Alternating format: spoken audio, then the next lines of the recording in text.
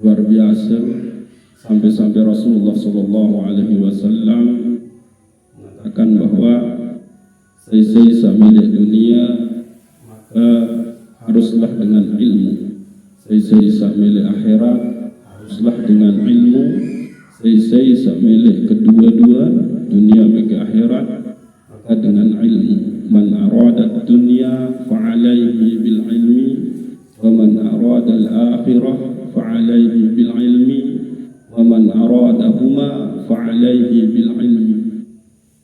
Ini dalil ngidam.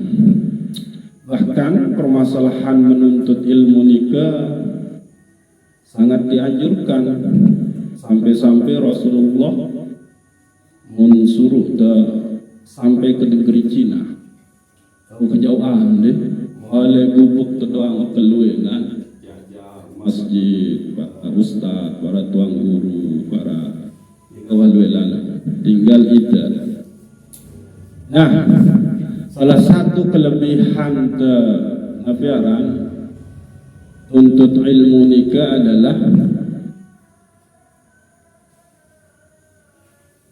qalbun kita nikah iru, akal kita itu hidup. Sehingga kan dulu sempat kita mengkaji bahwa hayatul ruh bil akal wa hayatul akal bil ilmi wa hayatul ilmi bil amal wa hayatul amal bil ikhlas wa hayatul ikhlas bisirril ikhlas. Hidupnya ruh itu ya dengan akal, hidupnya akal dengan ilmu, hidupnya ilmu dengan amal, hidupnya amal dengan ikhlas, hidupnya ikhlas itu adalah dengan rahasia ikhlas itu sendiri. Nah, di dalam kitab Al-Hikam Syekh Ibnu Athailah As-Sakandari ini kisah terbahas makin kita, yaitu bagian kelima beket ke-45 kembali dan ampun sampai ke jauh lain loncat bagian kelima terus 45, sehingga antara bagian kelima beket bagian ke-45 nikah ya terkait. Nah, ada yang disebut oleh Syekh Imam Ibnu Athailah As-Sakandari dengan istilah basirah. Basirah niki beliau maknai dengan mata hati. Tapi secara bahasa, secara lugawiyah, basirah yang asal kata nikah adalah basaro. Ini kemudian arti beda-beda. Basaro bau berarti mata, penentang. Basaro menjadi al-absar itu bisa berarti ilmu. Tapi juga nanti itu bisa berarti kecerdasan dan hujjah. Nah, makna-makna selaku niki baun cek oleh misalkan saat pertama nikah di dalam surat Ali Imran ayat 13, surat An-Nur ayat 44, surat As-Sad ayat 45,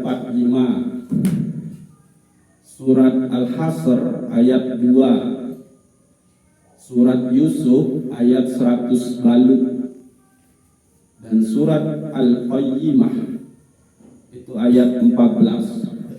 Jadi makna basirah al-absar itu selalu terkandung oleh surat-surat sabar nikah. Jadi baik dia berarti kecerdasan, baik dia berarti ilmu, baik dia berarti hujjah, itu termuat oleh surat-surat saat baru nikah. Nah, tapi ternyata Syekh Ibnu Athaillah As-Sakandari itu memaknai basirah sebagai mata hati, mata batin, yang mana basirah niki itu sangat penting dimiliki oleh suluk, sangat penting bahkan dimiliki oleh kita semua. Loh, kenapa? Karena ia yang mampu menembus, ia yang mampu melihat kepada al-haq. Basirah mata batin ini itu yang mampu melihat yang maha benar.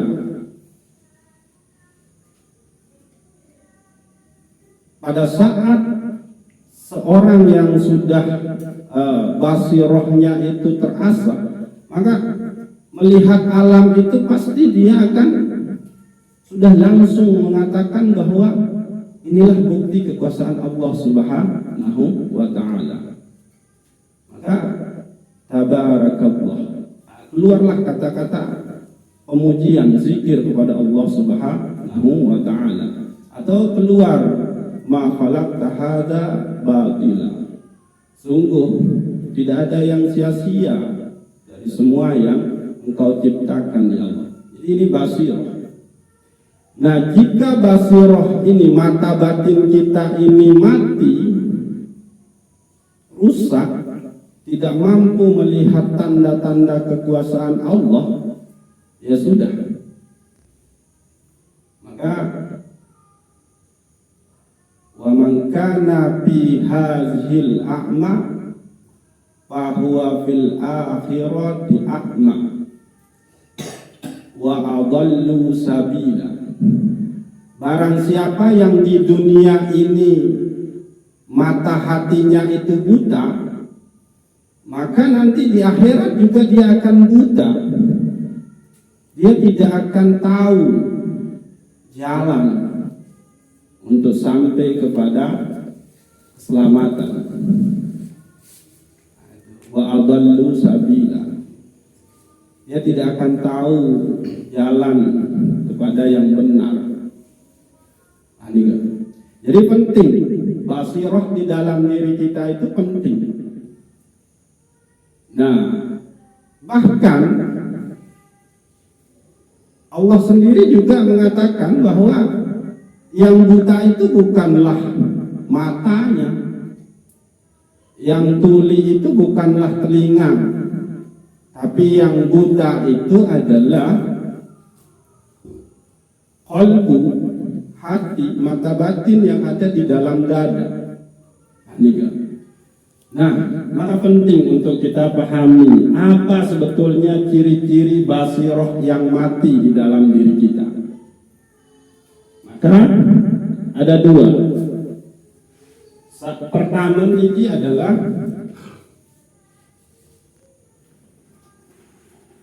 ini di bagian kelima kita. Yang menjadi ciri basirahnya kita itu mati adalah sibuk dengan apa yang Allah telah jamin. Rizki Allah itu sudah jamin. Pasangan Allah itu sudah jamin. Karena nggak mungkin Allah mencipta kita lalu Allah tinggalin kita, nggak ngasih sumber rezeki, nggak mungkin. Nah, lalu ciri yang kedua adalah kelalaian pada apa yang Allah tuntut dari kita. Allah menyuruh kita untuk fa'budni wa aqimis sholata li dzikri. Sembahlah aku dan dirikanlah sholat untuk mengingatku. Tapi gara-gara kita sibuk mencari apa yang Allah telah jamin ke kita, maka kita lalai dengan apa yang Allah tuntut dari kita. Ini maksud. Mencari rezeki ini bagus, ikhtiar. Karena Allah mengamanahkan keluarga senina anak. Lagu rizki telah dijamin. Rizkinya istri sudah dijamin, rizkinya anak sudah dijamin oleh Allah Subhanahu wa Ta'ala. Lain sampun ke contohan bahwa misal rekat bagi pare jamaah itu campur museke tau tetalat mesti rekat tiu rekat pare biasa aja pasti tiu pare biasa seperti itu. Tidak mungkin tertukar.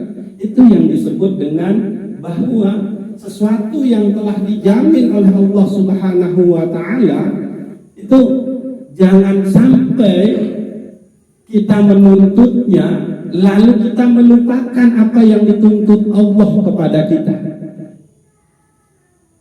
Munta'abayan perintah-perintah Allah Subhanahu wa Ta'ala.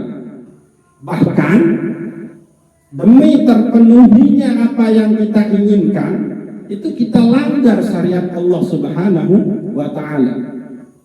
Maka jika ada yang dua ini di dalam diri kita, itu berarti basirohnya kita mati, mata hati kita itu mati. Maka kalau mata hati itu mati, ya sudah, lamun tebuta ini kan munasa ramun di segala sesuatu, kan? Nah, itulah ibaratnya. Kalau sampai mata hati, mata batin ini rusak, maka ya sudah, kita akan terus berada di dalam keingkaran. Maka basiroh di situ fungsinya adalah untuk melihat kebenaran hakikah. Jadi melihat yang tidak terlihat dari yang terlihat. Teseriu nia saende teseriu oleh balik sak gaun teseriu. Nah ini kan bisa serius itu belincak niki. Maka kita mampu menembus hakikatnya. Ada yang menciptakan belincak yang seperti ini tahun lampau oleh tembok, dia bisa berjalan di dinding. Tapi yang mencipta ini tidak kelihatan. Nah, itu yang dimaksud dengan melihat yang tidak terlihat dari yang terlihat. Jadi yang terlihat ini adalah tajallinya, yang terlihat ini adalah tanda-tanda kekuasaannya. Itulah yang mampu dicapai oleh basiroh kita. Nah, itu pentingnya basiroh ini di dalam diri kita, yaitu untuk melihat kebenaran hakikat, atau untuk melihat al-haq dalam segala sesuatu. Jadi orang yang hidup basirohnya, ya dia akan terus melihat bahwa ada Allah di situ. Ada Sang Pencipta yang Rahman dan Rahim di situ. Ada kudrah, ada iradahnya, ada ilmunya di situ. Ada sifat hayyunya di situ. Mengetengah tapi arang tuntal lah kan ini kan pangit kan musim hujan merak niki itu. Maka kita ingat Allah itu juga sifatnya kalam. Nah, yang ulangi bahwa pentingnya basiroh itu karena ia menunjukkan atau berfungsi untuk melihat kebenaran hakiki atau untuk melihat al-haq dalam segala sesuatu. Nah, melihat al-haq dalam segala sesuatu berarti di sini basirah itu mengantarkan kita pada tauhid rububiyah, yaitu menyaksikan Dia yang esa di dalam keragaman ciptaannya. Seriuk telepang dengan telepang, maka ketemu di situ ada Allah. Nah, dari situ muncullah ibadah kita yang tentunya harus lebih berkualitas, haruslah lebih banyak. Banyak yang berkualitas itu yang bagus. Ketimbang luwek lagu ndek berkualitas, aku masih syukur, masih tahu gawe ibadah nika. Nah, lalu di bagian ke-45 Syekh Ibnu Athaillah As-Sakandari nika membagi tingkatan nur basirah nika menjadi 3. Ya, tingkatan.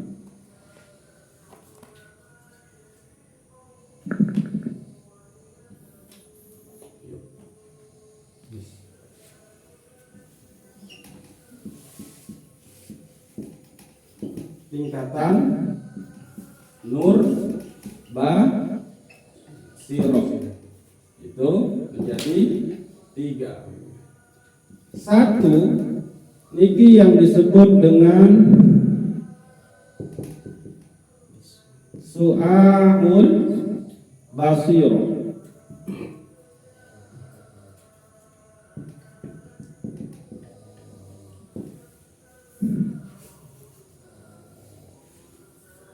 Yaitu nur akal. Niki su'aul basirah itu nur akal. Lalu yang kedua di sini disebut dengan ainul basirah. Nah, saat ketelun nika, niki adalah nur ilmu.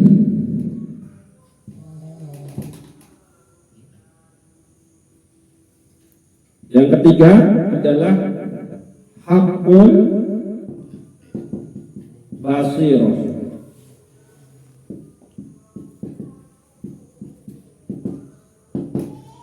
Nur ilahi. Niki. Lamun kembali ojo kajian-kajian awal tenika bermakrifah dengan cara ainul yaqin, ilmul yaqin, dan haqqul yaqin.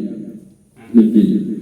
Lamun menurut Syekh Imam Al-Ghazali di dalam kitab Ihya Ulumuddin nika terkait berarti dengan tingkatan ibadahnya orang-orang yang beriman, yaitu ada ibadahnya orang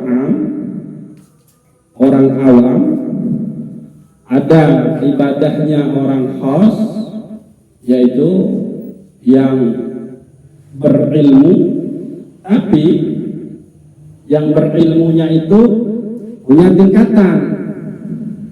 Paling enggak yang alim itu beda dengan yang arif.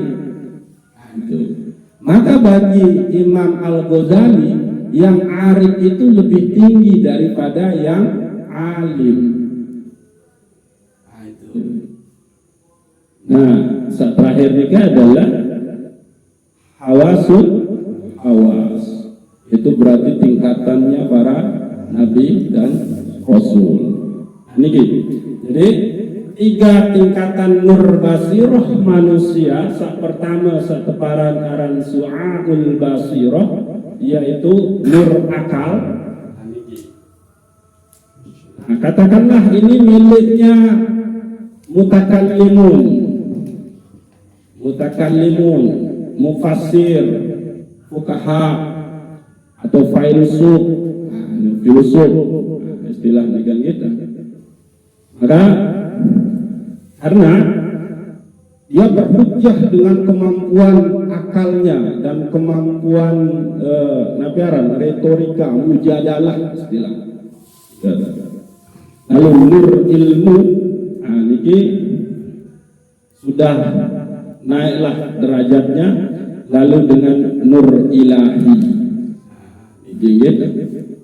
Nah, sekali lagi bahwa basirah itu sangatlah penting bagi kita semua, karena ia akan menuntun kita untuk melihat kebenaran yang hakiki, untuk melihat al-haq dalam segala sesuatu. Jika ini tidak ada di dalam diri kita, tidak ada basirah di dalam diri kita, maka ibaratnya kita akan melangkah di dalam kegelapan. Dia terketawa etelai, bahkan ini terteri. Apa ciri-ciri basirah yang mati? Nah niki sebetul poin seharus resapi, seharus renungi, seharus hayati, yaitu sibuk dengan apa yang Allah telah janjikan. Tapi ukuran kesibukannya ini adalah dia sampai mengalihkan apa-apa yang Allah tuntut darinya. Allah meminta kita untuk sholat, Allah meminta kita untuk puasa, Allah meminta kita untuk menuntut ilmu, Allah menuntut kita untuk berzakat, bersedekah. Tapi itu semua kita lalaikan gara-gara yang pertama niki. Ini harus benar-benar kita mampu kita baca di dalam diri kita. Nah, kalau ini sudah terbaca di dalam diri kita, kita mampu menemukan apakah emang basirah saya sudah mati atau bagaimana, maka tinggal kita berijtihad, mujahadah nafs,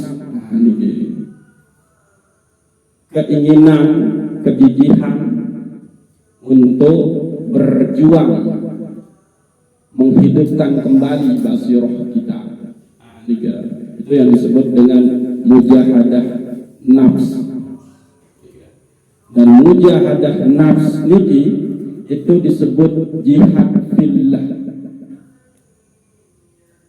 Beda beke jihad fisabilillah. Nabi mana jihad fisabilillah berarti mana nih kan Nabi? Ya, memperjuangkan agama Allah, memperjuangkan la ilaha illallah, itu jihad fisabilillah. Tapi jihad fillah, jihad di dalam Allah, itu adalah jihad nafs.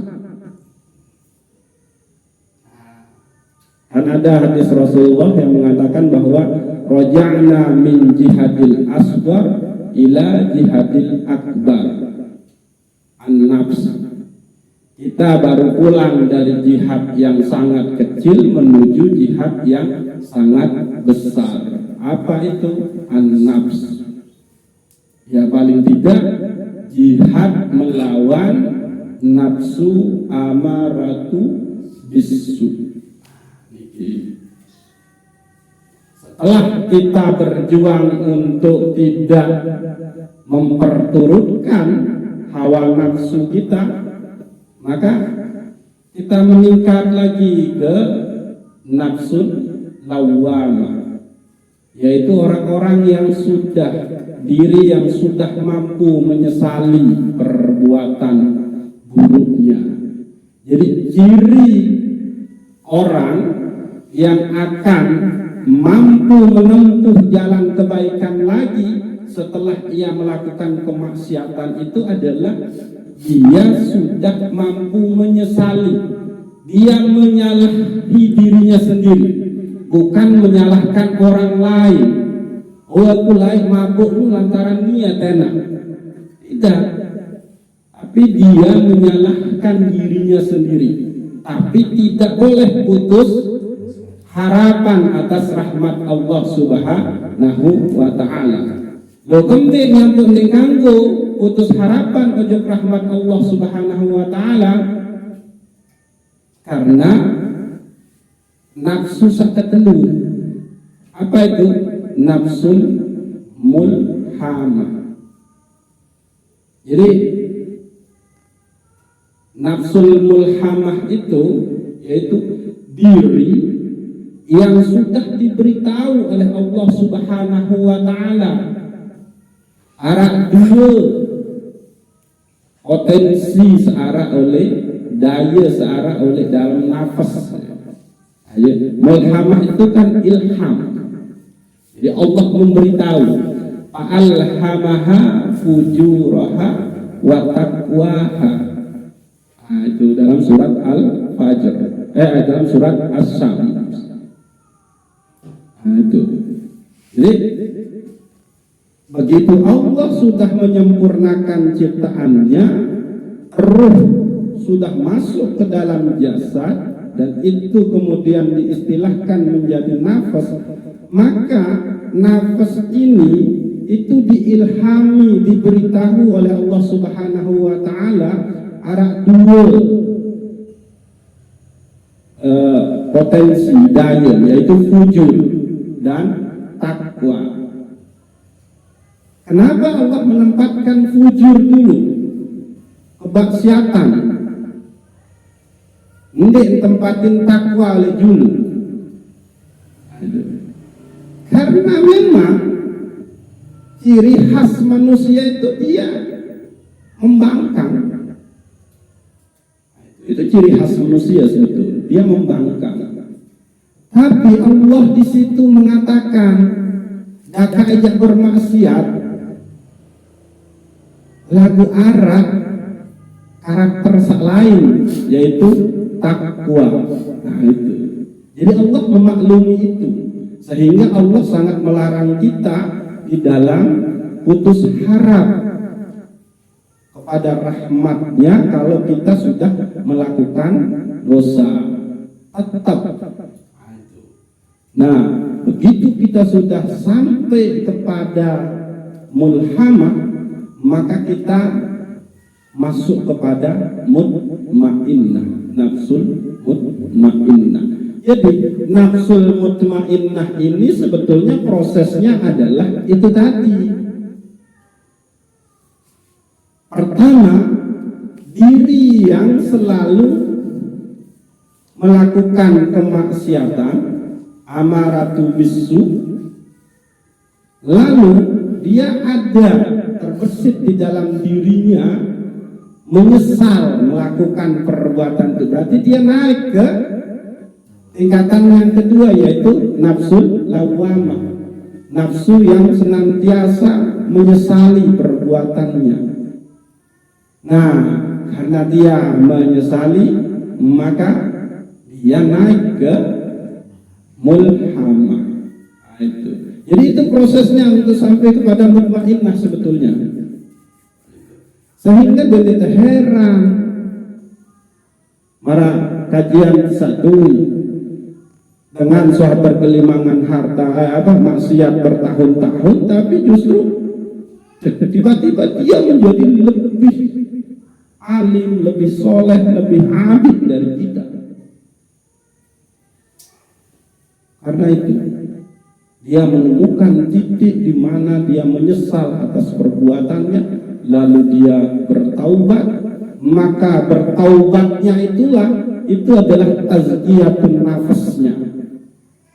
Nah, itu dia. Jadi inti dari tazkiyatun nafas itu adalah taubat. Nah, artinya bahwa kalau kita sudah menemukan ciri-ciri basirah kita yang mati, maka cepat-cepatlah bertaubat kepada Allah Subhanahu wa ta'ala. Lalu kita minta petunjuknya. Lalu kita berdoa, Allahumma ja'alni min ibadika tawwabin wa ja'alni min ibadika al-mutatahhirin waj'alni min ibadikas sholihin. Ya Allah, jadikanlah aku hambamu yang senantiasa bertaubat. Jadikanlah aku hambamu tergolong orang-orang yang senantiasa mensucikan diri. Dan jadikanlah aku golongan hambamu yang soleh. Tapi tetap lagi kita harus berdoa kepadanya. Allahumma a'inni ala zikrika wa syukrika wa husni ibadati. Ada lagi doa yang selalu dipakai oleh para ulama sufi. Apa? Allahumma arinal haqqa haqqa warzuqna ittiba'ah wa arinal batila batila warzuqna ijtinabah. Itu. Jadi terus kita berdoa dengan itu, sehingga tutuplah doa-doa itu dengan mengatakan la haula wala quwwata illa billahil aliyyil azim.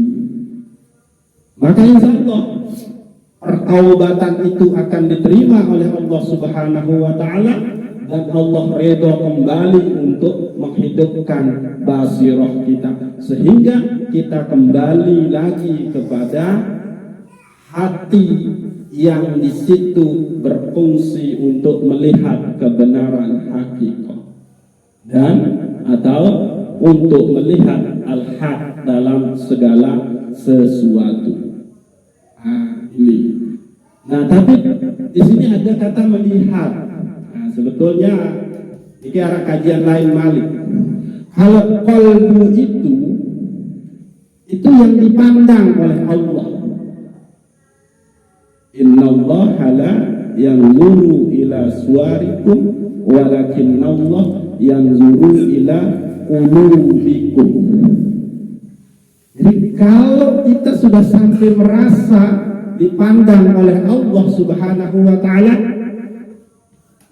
basirah kita hidup. Tapi kalau sampai memandang Allah, itu bukan pekerjaan qalbu, itu pekerjaan ruh. Nah, itu yang botan karena menubang. Melihat itu beda. Jadi yang mampu memandang Allah itu adalah ruh. Tapi ruhnya siapa? Yang jelas kita lihat Imam Syafi'i paling ende adalah para kibarun auliya, sekelas-kelas Syekh Abdul Qadir Jailani, Sultanul Auliya. Kemudian memang kita bersyukur sampai kepada kalbu kita dipandang oleh Allah, itu sudah ihsan level 1. Itu kan itu tadi. Mahwal ihsan yaitu anta'budallah ka'annaka tarahu. Nah, itu pekerjaan ruh. Fa illam takun tarahu fa innahu yaraka. Berarti qalbu yang di situ masih ada basirahnya. Nah, maka sekali lagi Syekh Ibnu Athaillah As-Sakandari dalam kitab Al-Hikamnya itu sangatlah luar biasa memberikan kita gambaran untuk senantiasa mawas diri. Mawas diri dalam hal apa? Yaitu mawas diri dalam hal mengenal ciri-ciri basirah kita yang mati. Yang ulang, apa itu? Yaitu sibuk dengan apa yang Allah telah janjikan. Nah, saking sibuknya dengan apa yang Allah telah janjikan ke kita, sehingga dampaknya adalah kita lalai pada apa yang Allah tuntut dari kita. Lantaran kita boya rizki, mungkin lupa seorang beribadah kepada Allah Subhanahu wa ta'ala. Semoga Allah Subhanahu wa ta'ala senantiasa berkenan atau selalu meridhoi diri kita, sehingga basirah yang ada di dalam diri kita itu senantiasa terjaga, dan kita pun tetap mampu melihat kebenaran hakiki, kita pun mampu melihat al-haq, yaitu Allah dalam segala sesuatu, yaitu ciptaannya. Assalamualaikum warahmatullahi wabarakatuh.